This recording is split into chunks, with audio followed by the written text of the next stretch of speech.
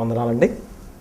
ప్రభువైన యేసుక్రీస్తు వారి అతి శ్రేష్టమైన నామంలో మరి సువార్త ఛానల్ ద్వారా లూథరన్ సజీవ ధ్వని అనే యొక్క కార్యక్రమాన్ని మరి వీక్షిస్తున్న ప్రతి ఒక్కరికి, ప్రతి విశ్వాసికి కూడా ప్రభువైన యేసుక్రీస్తు నామంలో మీ అందరికీ కూడా నిండు వందనాలు తెలియజేస్తూ మరొక గొప్ప సమయాన్ని నాకు ఇచ్చినందుకు మరి దేవాదేవునికి నిండు వందనాలు తెలియజేసుకుంటూ మరి రోజు మనకిచ్చిన అంశాన్ని బట్టి మరి వాక్యాన్ని చదువుకున్నట్టయితే అపోస్తలుడైన పౌలు రోమిలకు రాసిన పత్రిక 14వ అధ్యాయము 12వ వచనాన్ని మనం చదువుకుందాం.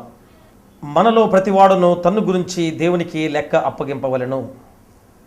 ఈరోజు మనకిచ్చిన అంశాన్ని బట్టి మూలవాక్యముగా మనలో ప్రతివాడును తన్ను గురించి దేవునికి లెక్క అప్పగించవలెను. ప్రార్థన చేసుకుందాం. దయల తండ్రి, కృపగల దేవ, మా రక్షకేసయ్య, మీ పాదాలు ఎక్కడైనా స్తుతులు స్తోత్రాలయ్యా.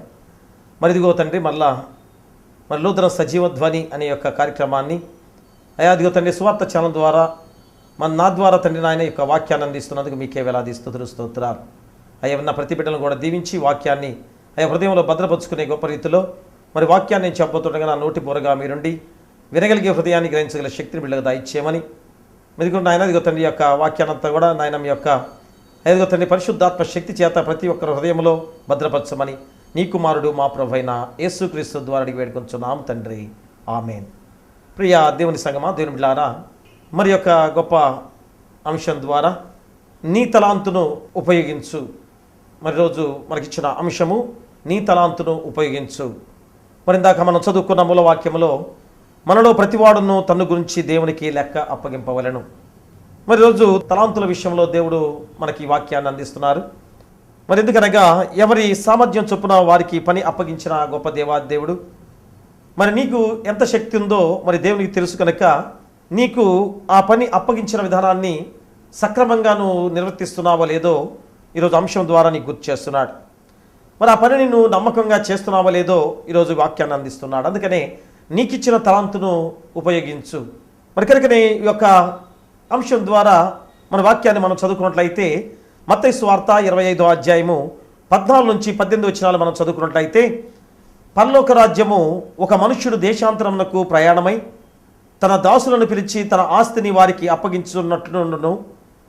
అతడు ఒకరికి 5 తలాంతులను, ఒకరికి 2, ఒకరికి 1 ఎవని సామర్థ్యము చొప్పున వానికి ఇచ్చి వెంటనే దేశాంతరము పోయాను. 5 తలాంతులు తీసుకుని వాడు వెళ్ళి వాటితో వ్యాపారం చేసి మరి 5 తలాంతులు సంపాదించను. అలాగునని 2 తీసుకుని వాడు మరి 2 సంపాదించను. అయితే 1 తలాంతు తీసుకుని వాడు వెళ్ళి భూమి త్రవ్వి తన యజమానుని సొమ్ము దాచిపెట్టెను. ప్రియాదుల మరి రోజు ఈ మత్తయి సువార్త ద్వారా మనకిచ్చిన యొక్క ఉపమానాన్ని మరొకసారి మనము ఈ యొక్క అంశానికి గుర్తు చేసుకున్నట్టయితే నీకు ఇచ్చిన తలాంతును ఉపయోగించు అని గుర్తు చేస్తున్నాడు. అందుకనే తలాంతు అనే యొక్క మాట ద్వారా మరి నీకు ఇచ్చిన తలాంతును ఉపయోగించు అని యొక్క వాక్యం ద్వారా దేవుడు మరి బోధిస్తుండగా మరి ఎందుకనగా ఆయన తిరిగి నిన్ను లెక్క అడుగుతాడని మూలవాక్యం ద్వారా మనం గుర్తు చేసుకున్నాం. ఏంటంటగా మనలో ప్రతివాడును తన్ను గురించి దేవునికి లెక్క అప్పగించవలను. మరి తిరిగి నిన్ను లెక్క అడుగుతాడు ఖచ్చితంగా. మరి కనుక ఈరోజు మరి తలాంతు అనే దాని విషయంలో తలాంతు అంటే సామర్థ్యత అని మరొకసారి గుర్తు చేస్తున్నాడు. మరి తలాంతు అంటే నాణ్యం కాదు, ఇది బరువును కొలిపే కొలమానంగా దేవుడు ఈరోజు గుర్తు చేస్తున్నాడు. దాదాపు 34 కేజీలతో సమానంగా. మరి ఈరోజు ఈ కాలంలో మనం చూసినట్టయితే 34 కేజీల బంగారము లేక వెండితో ఆర్థిక కొలమానంగా ఈ యొక్క తలాంతును మరి కొలమానంగా చేసినట్టు కూడా మనం గుర్తు చేస్తున్న వాక్యం. మరి కనుక ఈ యొక్క ఉపమానంలో కనిపించే మనుష్యుడు ఈరోజు మనకు గుర్తు చేస్తున్నాడు. ఏమని చెప్పాడు? ఒక మనుష్యుడు దేశాంతరంలో ప్రయాణమై, ఆ మనుష్యుడు ఎవరు? యేసుక్రీస్తు వారే. యేసుక్రీస్తు వారిని సాదృశ్యంగా గుర్తు చేస్తున్న విధానంలో మరి ఆయన ప్రయాణం ఎక్కడికి? పరలోకానికి. మరి తన సేవకులకు ఆయన అప్పగించిన ఆస్తి తన రాజ్య సంబంధమైన విషయాల గురించి ఈరోజు ప్రతి ఒక్కరికి కూడా, ప్రతి ఒక్కరి బిడ్డ విషయంలో కూడా దేవుడు ఈరోజు గుర్తు చేస్తున్నాడు. మరి రాజ్య సంబంధమైన విషయాలంటే ఏంటి? నీ కుటుంబ బాధ్యత కానీ, నువ్వు చేసే ఉద్యోగ విషయంలో కానీ, నువ్వు చేసే ప్రతి పని కానీ, కూలి పని విషయంలో కానీ, మరి చిన్న చిన్న అటెండర్లు చేసిన విధానంలో కానీ, ప్రతి విషయంలో కూడా మరి ఎవరికి వారికి పని అప్పగించిన గొప్ప విధానం. మరి అందుకని ఈరోజు ఒక శరీరానికి అవయవాలు ఎలాగున్నాయో మరి అవయవాలు చేతి పని చేస్తుంది, కాలు పని కాలు చేస్తుంది, కన్ను పని కన్ను చేస్తుంది, చెవు పని చెవి చేస్తుంది, ముక్కు పని ముక్కు చేస్తుంది, నోరు పని నోరు చేస్తుంది. కానీ శరీరం ఒక్కటే అని మరొకసారి గుర్తు చేసినప్పుడు మరి కాలు పని చేయి చేయదు, చెయ్యి పని ముక్కు చేయదు, ముక్కు పని చెవి చేయదు, చెవి పని నోరు చేయదు కదా. మరి కానీ అన్నిటికి కూడా శరీరం ఒక్కటే. మరి రోజు దేవుడు ఒక్కడే. ఆ దేవాతి దేవుని యొక్క బిడ్డలుగా ఈరోజు మనందరం కూడా అవయవంగా ఉండి మరి దేవుడు చెప్పిన ప్రతి పనిని కూడా చేయాలని గుర్తు చేస్తున్నాడు. ఎందుకనగా మరి శరీరం ద్వారా నీ చేతికి ఒక పని చేయమంటే ఆ పని ఖచ్చితంగా నిర్వర్తిస్తున్న విధానాన్ని మనం గుర్తు చేసుకోవాలి. మరి నీ చెవి ద్వారా ఆ పని చేయమంటే నువ్వు చేయాలి, ముక్కు ద్వారా చేయమంటే చేయాలి. మరి శరీరము ఆజ్ఞాపిస్తే ప్రతి విషయం కూడా ఎలాగా మరి జరుగుతుందో కూడా మరొకసారి గుర్తు చేసుకుంటూ ఉండాలి. మరి కానీ ఇక్కడ దేవాది దేవుడే మరి చక్కగా ఈరోజు వర్ణిస్తూ నీకు గుర్తు చేసిన వాక్యము మరి ఒక గొప్ప ఉపమానాన్ని ద్వారా నీకు గుర్తు చేస్తున్నాడు. నీకు ఇచ్చిన తలాంతును ఉపయోగించు. మరి ఎందుకని మరి దేవుడే ఈరోజు గుర్తు చేస్తున్నాడు. నీ సామర్థ్యము నీకెంత శక్తి ఉందో ఆ శక్తి కొలదే దేవుడు నీకు ఆ పని నీకు అప్పచెప్పుండగా మనం ఏం చేయాలి? ఖచ్చితంగా ఆ పనిని నిర్వర్తించాలి. అందుకనే మరి ఇందులో ఒక తలాంతు తీసుకున్న పాటుపడని సేవకుడు నిరుపయోగమైన వాడిగా ఈరోజు గుర్తు చేస్తున్నాడు. చూడండి ప్రియమరా, మరి పైన ఇద్దరు దాసులు కూడా మరొకడు 5 తలాంతులు ఇస్తే 5 సంపాదించాడు, ఒకడు 2 ఇస్తే 2 సంపాదించాడు. కానీ చివరి వాడు మరి ఎంతగా తలాంతు తీసుకున్న పాటుపడని మరి సేవకుడు నిరుపయోగమైన వాడిగా ఈరోజు గుర్తు చేస్తున్నాడు. ఇది చాలా అందరూ కూడా గుర్తు చేసుకోవాలి. ఎందుకంటే సోమరితనం గురించి ఈరోజు మరొకసారి గుర్తు చేస్తున్నాడు. మరి ఈ సమయంలో ఎంతమంది సోమరిపోతులుగా జీవించి తన జీవితాన్ని నాశనం చేసుకుంటున్నారు. మరి కనుకనే ప్రియా దేవుని మీద ఈరోజు ఇద్దరు వ్యక్తుల గురించి మనకు తెలియజేస్తున్నాడు. మరి నీకు ఇచ్చిన తలాంతులు ఏ విధంగా ఉపయోగిస్తున్నావు, నీకు ఇచ్చిన ఆ సామర్థ్యత ఎలాగ ఉపయోగించుకుంటున్నావని వాక్యం ద్వారా గుర్తు చేస్తుండగా మరి మొట్టమొదటి వారు షంగరు గురించి ఈరోజు మనం గుర్తు చేసుకోవాలి. షంగరు తనకున్న దానిని ఉపయోగించిన షంగరు. ఇది న్యాయాధిపతులు గ్రంథము 3వ అధ్యాయం 30వ వచనంలో, ఆ తరువాత అనాథ కుమారుడైన షంగరు న్యాయాధిపతిగా ఉండెను. అతడు ఫిలిష్తీయులలో 600 మందిని మునుకోల కర్రతో హతము చేసెను. అతడును ఇశ్రాయేలులను రక్షించెను. చూసారా మేమరా, షంగరు. మరి ఇతను బైబిల్లో వివరంగా చెప్పలేదు, కానీ అతడు ఫిలిష్తీయులలో 600 మంది మునుకోల కర్రతో చంపిన వాడిగా ఈరోజు మనకు గుర్తు చేస్తున్నారు. మరి మునుకోల కర్రతో అంత మహత్యం ఉందా? ఆ మునుకోల కర్ర దేనికి ఉపయోగించేవారు అనగా ఆ దినాల్లో ఎద్దుల బండి ప్రయాణాలు ఎక్కువగా ఉండే సమయంలో వాటిని ఆపాలన్నా లేకపోతే వేరొక మార్గానికి నడిపించాలన్నా దాన్ని నడిపే వ్యక్తి ఒక ముళ్ళు కర్రను కలిగి ఉండేవాడు. మరి కర్రకు చివర అమర్చబడి ఉన్న ముళ్ళుతో ఎద్దు వెనుక భాగాన్ని గుచ్చడం ద్వారా అది సరైన రీతిగా ముందుకు వెళ్తాయి. లేనట్లయితే ముందుకేసి బండిని లాగకుండా నిలబడిపోతాయి. మరి అదే ఇక్కడ మనం చూసినట్టయితే అపోస్తుల కార్యాలు 26వ అధ్యాయంలో 26వ అధ్యాయము 14వ వచనంలో మనం చూసినట్టయితే, మేమందరమును నేలపడినప్పుడు సౌలా సౌలా నన్ను ఎందుకు హింసించున్నావు, మునికోనలకు ఎదురు తన్నుట నీకు కష్టమని హెబ్రీ భాషలో ఒక స్వరము నాతో పలుకుట వింటిని. ఇదిగో మరలా మనకి ఇక్కడ అపోస్తుల కార్యంలో 26వ అధ్యాయం 14వ వచనంలో మునికోల కర్ర గురించి ఇక్కడ మనకు గుర్తు చేస్తున్నాడు. మరి కాబట్టి షంగరు బహుశా ఒక రైతు కావచ్చు కనుక ఫిలిష్తీయులు తన దేశాన్ని ఆక్రమించినప్పుడు వారితో యుద్ధం చేయడానికి అతను ఉపయోగించిన ఆయుధమే ఈ మునుకోల కర్ర. అది ఒక వ్యవసాయం చేయడానికి ఆ ఎద్దుల కొరకు దాని సక్రమైన మార్గంలో నడిపించడానికి ఒక కర్రగా దానికి ముళ్ళు కర్రను ఉపయోగించి దాని ద్వారా వ్యవసాయం చేసే విధానంలో ఆ కర్రను ఉపయోగించాడు. కానీ చూడండి, దేవుడు ఇచ్చిన ఏ వస్తువైనా కానీ, దేవుడిచ్చిన ఏదైనా కానీ దానితో ఎంత గొప్ప సామర్థ్యత ఉన్నదో, ఎంత శక్తి ఉన్నదో మనకి ఈరోజు గుర్తు చేస్తున్నాడు. అది నువ్వు గుర్తెరుగుతున్నావా?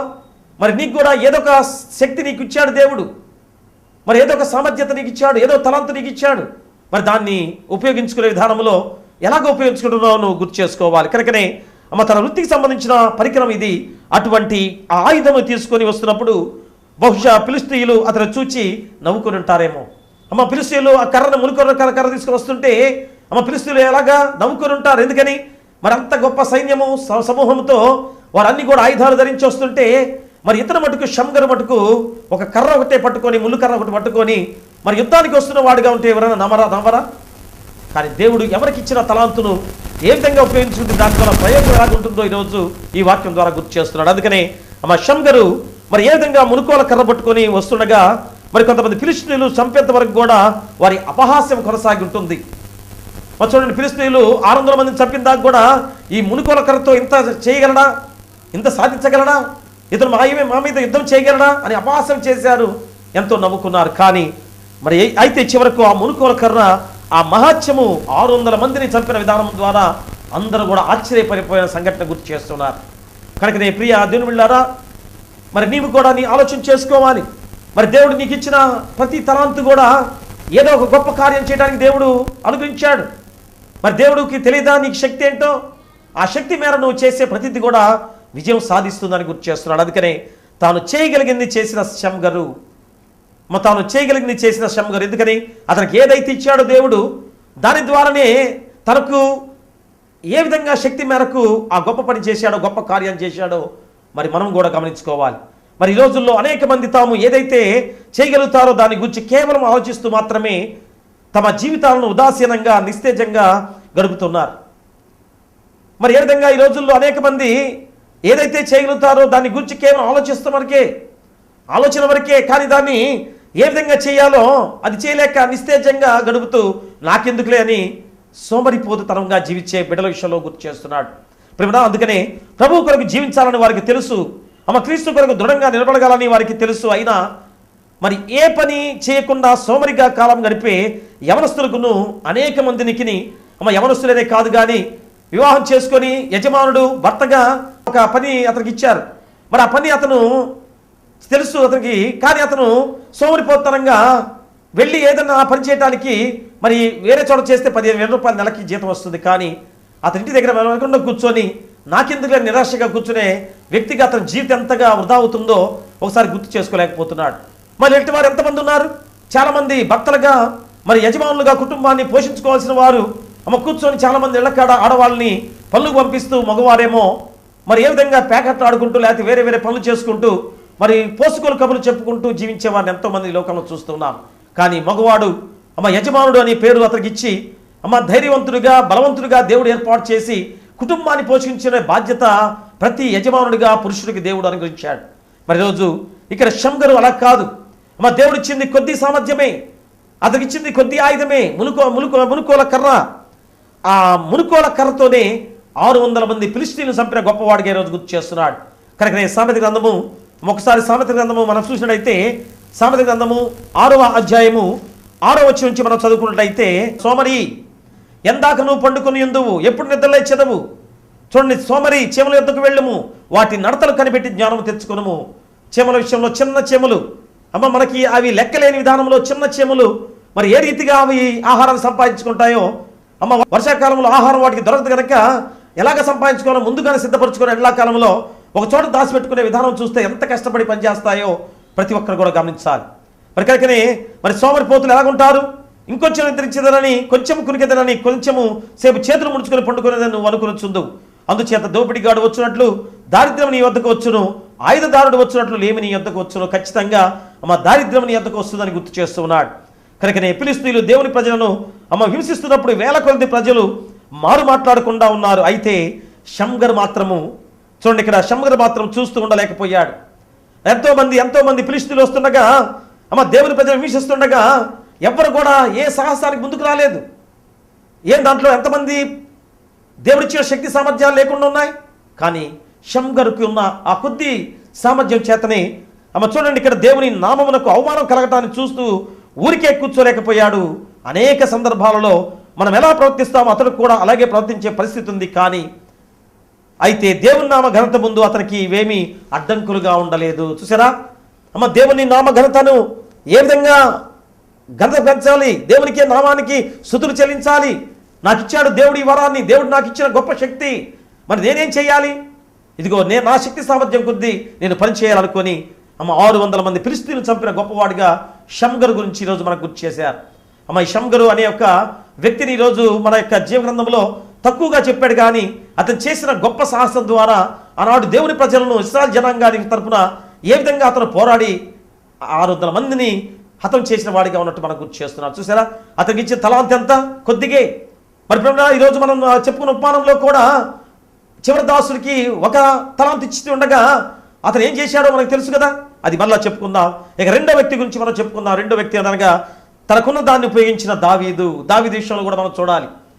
దావీదు తనకున్న దాన్ని ఉపయోగించుకున్న దావీదు. మరి చూడండి, ఇక్కడ దావీదు గొర్రెల కాపరిగా ఉంటూ గొర్రెల వద్దకు వచ్చే క్రూరముగాలను దూరంగా తరమటానికి వడిసెలను ఉపయోగించేవాడు. మరి గొలియాతును ఎదుర్కోవడానికి వెళ్ళినప్పుడు కూడా అతడు కలిగి ఉన్న ఆ వడిసెలతోనే వెళ్ళాడు. చూడండి, మరి దావీదుకి ఏమిచ్చాడు ఆయుధము? ఏముంది ఆయుధము?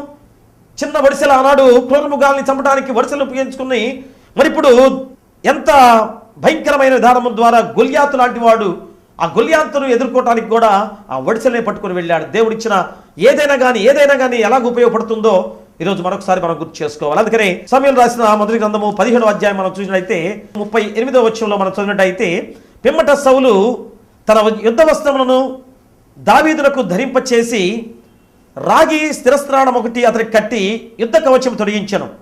ఈ సామాగ్రి దావీదునకు వాడుక లేదు గనక తాను తొడిగిన వాటిపైన కత్తి కట్టుకొని వెళ్ళగలిగినది లేదు చూచుకున్న తర్వాత దావీదు, ఇవి నాకు వాడుక లేదు, వీటితో నేను వెళ్ళలేనని సౌలుతో చెప్పి వాటిని తీసివేసి తన కర్ర చేత పట్టుకొని ఏటిలోయల నుండి 5 నున్నని రాళ్లను ఏరుకొని తన యొద్దనున్న చిక్కములో ఉంచుకొని ఒడిసెల చేత పట్టుకొని ఆ ఫిలిష్తీయుని చేరువకు పోయాను.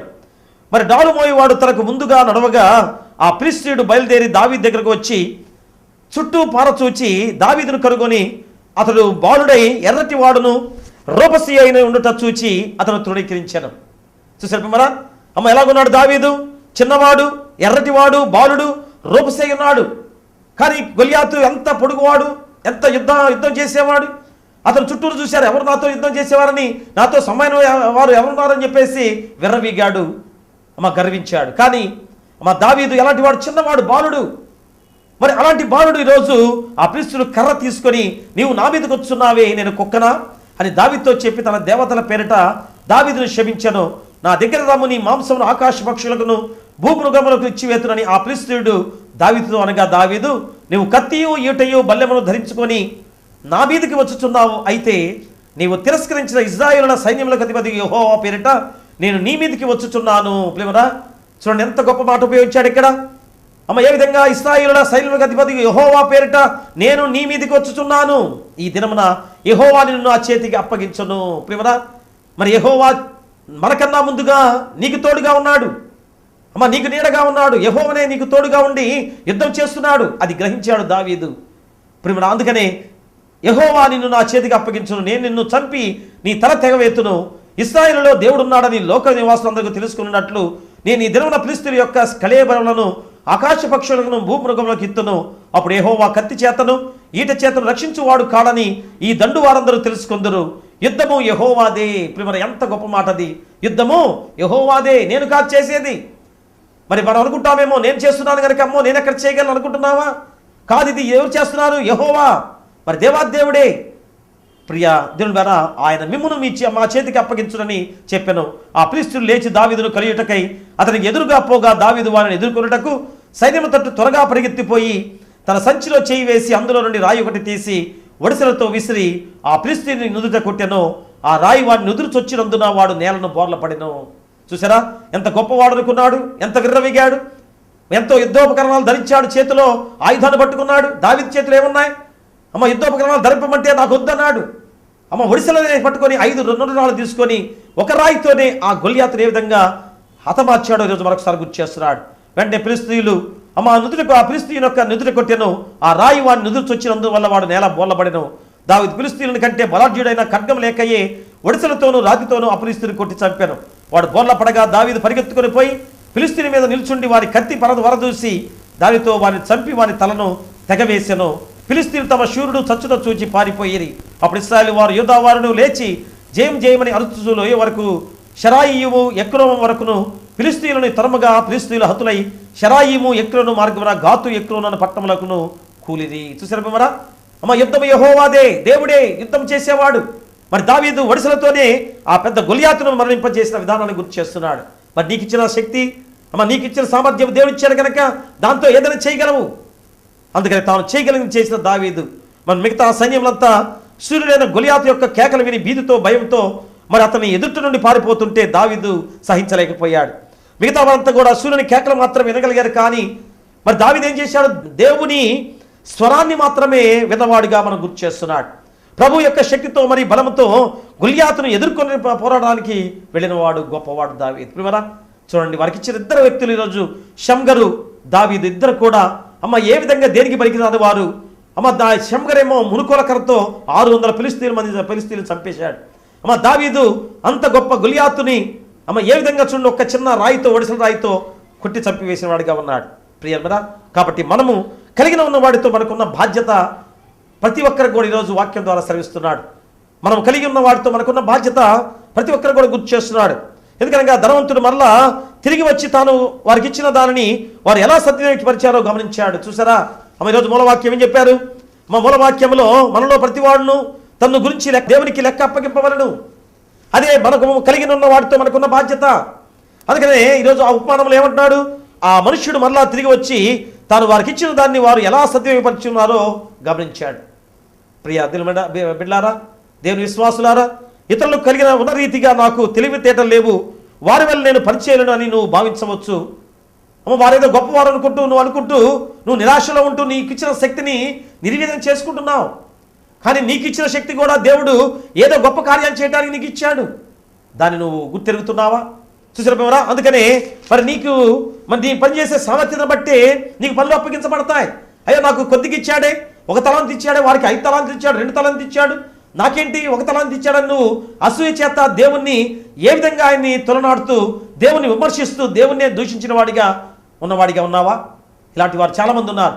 అయ్యో, నేను కూలి పని చేసుకున్నాను, చిన్న పని చేసుకున్నానే, వారు గొప్ప పని చేసుకుంటున్నారని వారి మీద అసూయ పట్టడం కాదు, కానీ నీకు ఇచ్చిన దాంతో నువ్వు సంతృప్తి పడి దాన్ని దేవుని యొక్క నామం ద్వారా గంతపరిచే విధంగా దాన్ని ఇంకను రెట్టింపు చేసుకునే వాడిగా ఉన్నట్లయితే నీ కుటుంబం ఎంత దీవించబడుతుందో అమ్మ, దానికి 30 రెట్లుగా 60 రెట్లుగా 100 రెట్లుగా ఫలింపజేస్తాడో మరొకసారి గుర్తు చేసుకోవాలి. కనుకనే మరి ఇర్మియా గ్రంథంలో కూడా 1వ అధ్యాయము 4వ వచనం నుంచి మనం చదువుకున్నట్లయితే, యెహోవా వాక్కు నాకు ప్రత్యక్షమై ఇలాగ సెలవిచ్చెను, గర్భములో నేను నిన్ను రూపముగా మునిపే నిన్ను ఎరిగితిని, నీవు గర్భము నుండి బయలుపడక మునిపే నేను నిన్ను ప్రశ్నించితిని, జనములకు ప్రవక్తగా నిన్ను నియమించితిని. అందుకు అయ్యో, ప్రభువు యెహోవా చిత్తగించుము, నేను బాలుడనే, మాట్లాడటకు నాకు శక్తి చాలదని నేను అనగా, యెహోవా నాకు ఇలాగ సెలవిచ్చెను, నేను బాలుననవద్దు, నేను నిన్ను పంపువారిని అందరి యొద్దకు నీవు పోవలను, నీకు ఆజ్ఞాపించిన సంగతులను నీవు చెప్పవలను, వారికి భయపడకము, నిన్ను నడిపించుటకు నేను నీకు తోడయ్యున్నాను, ఇదే యెహోవా వాక్కు. ప్రియా దేవులారా, మరి నేను బాలుడును అనుకున్న ఇర్మియా మరి దేవుడు ఏ విధంగా ప్రవక్తగా నియమించి మరి ఆ బాలుడుగా ఉన్నవాడిని ఎంత గొప్పవాడిగా చేశాడు. అయితే బాధ్యతలు అప్పగించిన ఆయన దూరంగా ఉండడని మరొకసారి గుర్తు చేస్తున్నాడు. నీకు బాధ్యత అప్పగించిన దేవాదేవుడు దూరంగా ఉంటాడా? నీకు ముందుని నడిపిస్తూ నిన్ను గొప్పగా చేయడానికి ఆయనే ప్రతి విషయంలో కూడా నీకు సహాయం చేసేవాడిగా ఉన్నాడు. కాబట్టి నీకు ఇచ్చిన తలాంతును నువ్వు ఏ విధంగా ఉపయోగించావాలని తెలుసుకోలేకపోతున్నావు. అందుకనే 3వదిగా ప్రయత్నించిన వాడు శిక్షించబడతాడని మరొకసారి గుర్తు చేస్తున్నాడు. మరి ఆయన పని అప్పగించినట్టు నువ్వు పని చేయకపోతే దానికి శిక్ష అనిపిస్తావు. మరి ఉపమానంలో శిక్షించబడిన వాడు ఇవ్వబడిన తలాంతును కోల్పోలేదు, కానీ అసలు ప్రయత్నించలేదు. దీనికంటే ప్రయత్నించి ఉన్న తలాంతును పోగొట్టుకున్న దేవుడు మెచ్చేవాడేమో, మరొక అవకాశం ఇచ్చేవాడేమో. మరి సమయాన్ని అవకాశాన్ని దుర్యోగం పరిచేవాడా? మరి నిజంగా అతను భయపడినట్లయితే మరి దేవుని దూషించేవాడా? కానీ మరి ఏమీ చేయకుండా కూర్చునే క్రైస్తవుడు భయపడేది దేవునికి కాదు, బహుశా పనికి భయపడుచున్నాడని అనటం సరిగా అనిపిస్తుంది. ఈరోజు 3వ వ్యక్తి 1 తలాంతు ఇచ్చిన వాడు మరి ఈ విధమైన విధానంలో ఎంతగా ఈరోజు అగ్నిగుండంలో కాల్చివేయబడుతున్నాడో. అతను యజమానికి విధేయత చూపలేదు కాబట్టి యజమాని అతన్ని చెడ్డదాసుడా అని పిలుస్తున్నాడు. అతనిలో పాపభరితమైన సోమరితనము మరిగిన మనస్తత్వం ఉంది, దాన్ని అతడు జయించలేకపోయాడు. ఈరోజు ఎంతమంది ఇలాంటి స్థితిలో మన సోమరితనంతో తన కుటుంబాన్ని ఏ విధంగా పాడు చేసుకుంటున్నారు.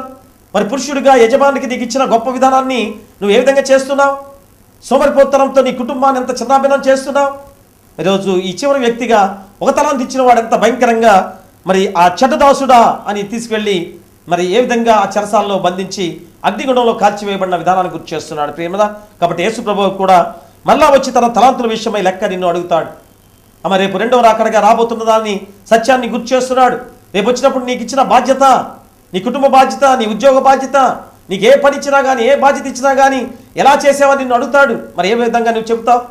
ఆ 2 దాసులకి మరి ఏ రీతిగా 5 చేసిన వారు 5 తలాంతులు సంపాదించారు, 2 ఇచ్చిన వాడు 2 సంపాదించాడు. దాని ద్వారా ఎంత గొప్పగా వారికి ఇంకనూ పని బాధ్యత అప్పగించి గొప్పవారిగా చేశాడు. ప్రేమరా, ఇప్పుడు అలాంటి సోమరిపోతులు ఏ విధంగా నాశనం తెచ్చుకొని మరి కుటుంబాన్ని కాకుండా తన సహోదరుని సంఘాన్ని కూడా పాటు చేసేవారిగా ఉన్నారో మరొకసారి గుర్తు చేస్తున్నాడు. అందుకని మనం ప్రభువు సముఖంలో నిలబడి ఉన్నప్పుడు ఆయనతో ఏం చెప్పగలం? ఇచ్చిన మొత్తం ఎంతైనప్పటికీ ఒక్కొక్కరికి యజమాని మెచ్చుకోవడానికి ఉన్న ఆధారం అంతా వారికి ఇచ్చిన దానిలో వారు నమ్మకంగా ఉన్నారా లేదా? నీకు ఇచ్చిన దానిలో నువ్వు నమ్మకంగా చేసావా లేదా? మనం దానిపై మరి ఈరోజు నిన్ను అడుగుతాడేమో. మరి తక్కువ సామర్థ్యాలు, వరాలు, సాధనాలు, వనరులు లేక అవకాశం ఉన్నవారు ఎక్కువ ఉన్నవారిని చూసి అసూయపడ పనే లేదు అని మరొకసారి గుర్తు చేస్తున్నాడు. మరి గొప్పవారిగా ఉన్నారే, నేను చిన్నవాడిగా ఉన్నాను అనుకోవద్దు. దయచేసి నీకు ఇచ్చిన దాన్ని బట్టి నువ్వు సంపాదించుకుంటే నిన్ను 100 రెట్లుగా దీవిస్తానని దేవుడు చెప్పుండగా మరి నువ్వు ఎందుకు భయపడుతున్నావు?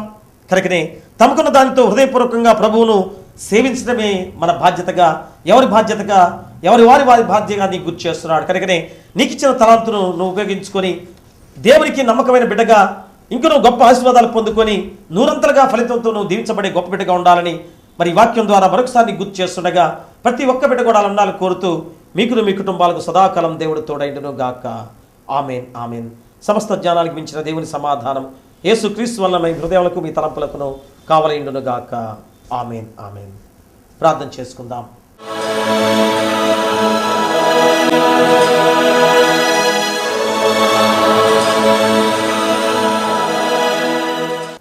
ప్రియ పరలోకపు తండ్రి, మహాపరిశుద్ధుడా, ప్రేమామయుడా, పరలోకమందు నుండు మహాప్రభు సర్వ సృష్టికర్త మీకే వేలాది స్తుతులు స్తోత్రాలయ్యా. మరి ఇదిగో తండ్రి, మరి గొప్ప సమయంగా తండ్రి మరలా ఈ సువార్త ఛానల్ ద్వారా లూథరన్ సజీవ ధ్వని అనే ఒక కార్యక్రమం ద్వారా ఈ వాక్యాన్ని నా చేత నాయన ఇదిగో తండ్రి అందించబడుతున్న గొప్ప విధానాన్ని బట్టి అయ్యా నాకు ఇచ్చిన ఈ యొక్క కృపను బట్టి మీకే వేలాది స్తుతులు స్తోత్రాలు. మరి నాయన ఇదిగో తండ్రి ఈ సమయంలో నీకు ఇచ్చిన తలాంతును ఉపయోగించు అయ్యా. ఖచ్చితంగా ఈ మాట మీరు హెచ్చరికతో కూడిన మాట అయ్యా. మీరే తండ్రి నాయన గద్గద స్వరంతో నాయన అదిగో చేయాలి ఖచ్చితంగా అని అయ్యా నిర్ణయంతో చెప్పిన మాట తండ్రి. నీకు ఇచ్చిన తలాంతును ఉపయోగించు అయ్యా. విన్న వాక్యాన్ని ఫలింపజేసి అయ్యా వాక్యాన్ని హృదయంలో భద్రపరుచుకొని వాక్యానుసారంగా జీవించే బాధ్యత ప్రతి బిడ్డకు దయచేయండి అయ్యా. అదిగో తండ్రి ఈ స్వార్థ ఛానల్ ద్వారా ఇంత గొప్ప వాక్య పరిచయం చేయించుతున్న ఆ యాజమాన్యాన్ని, వారి కుటుంబాన్ని, వారి పరివారాన్ని అయ్యా చేస్తున్న ప్రతి పనివారిని బట్టి కూడా మేము ప్రార్థన చేస్తున్నాం. వారి కుటుంబాలు దీవించి ఆశించిన ఆయన ఇంకా స్వార్థ పరిచయంలో వారి యొక్క ఛానల్ ఇంకా గొప్పగా చేసే బాధ్యత దయచేయండి అయ్యా. మరి ముఖ్యంగా ఈ స్పాన్సర్షిప్ ఇచ్చిన బిడ్డలు అయ్యా అదిగో తండ్రి గంగోలు, శ్రీను, సంధ్య, నిహాన్ ప్రభాకర్ అయ్యా వారి కుటుంబం తరపున ఈ యొక్క స్పాన్సర్షిప్ ఇచ్చి ఉండగా అయ్యా వారి కుటుంబాన్ని దీవించి ఆశించిన ఆయన వారు చేస్తే ప్రతి పనిలో మీరు తోడుగా ఉండండి అయ్యా. నిహాన్ ప్రభాకర్ మంచి ఆరోగ్యాన్ని దయచేసి గొప్ప ఎదుగుదలలో వారి బిడ్డను ఉంచమని మరి ఆయన ఈ యొక్క ఛానల్ ద్వారా అయ్యా వీక్షిస్తున్న ప్రతి వారిని కూడా దీవించి ఆశించిన ఆయన అయ్యా మరొకసారి ప్రతి వారి గృహాల చుట్టూ మీ దేవదూతల కంచెగా ఉంచమని అయ్యా ప్రతి వారికి కూడా మీ దీవెనలు నిండుగా దయచేయమని నీ కుమారుడు మా ప్రభువైన యేసుక్రీస్తు ద్వారా వేడుకొంచున్నాం తండ్రి. ఆమేన్. మన ప్రభువైన యేసుక్రీస్తు ప్రేమ, మన తండ్రి దేవుని కృప, పరిశుద్ధాత్మ అన్యోన్య సహవాసము అయ్యా తన సువార్త ఛానల్ ద్వారా ఈ లూథరన్ సజీవ ధ్వని అనే యొక్క కార్యక్రమాన్ని వీక్షిస్తున్న ప్రతి బిడ్డకును ఈ ఛానళ్లకును సదాకాలం తోడైండును గాక. ఆమేన్, ఆమేన్, ఆమేన్. వందనాలండి. మరి మాది కంటిపూరి పారిష్, మందులపాలెం అనగా గరుడాచలపాలెం, కట్టవారిపాలెం, మరి 3 గ్రామాల ద్వారా దేవుడు నాకు ఇచ్చిన ఈ సువార్త పని మరి ఎంతో ధనికరంగా నేను చేస్తుండగా మరి మా సంఘాల కొరకు మీరందరూ కూడా ప్రార్థన చేయండి. మరి మీ అందరి కొరకు కూడా మేము ప్రార్థన చేస్తాం. మరి ఆ యొక్క ఛానల్ ద్వారా మా నెంబరు దాంట్లో ఉన్నది. మరి దాని ద్వారా ఎవరికైనా ప్రార్థన అవసరాలు ఎవరికైనా ఉంటే వారు ఫోన్ చేసి ప్రార్థన చేయించుకోవాల్సిందిగా కోరి ప్రార్థిస్తూ మరి ఆ దేవాదేవుని నిండు దీవెనల ద్వారా మీ కుటుంబానికి సదాకాలం దేవుడు తోడైండును గాక. ఆమేన్, ఆమేన్.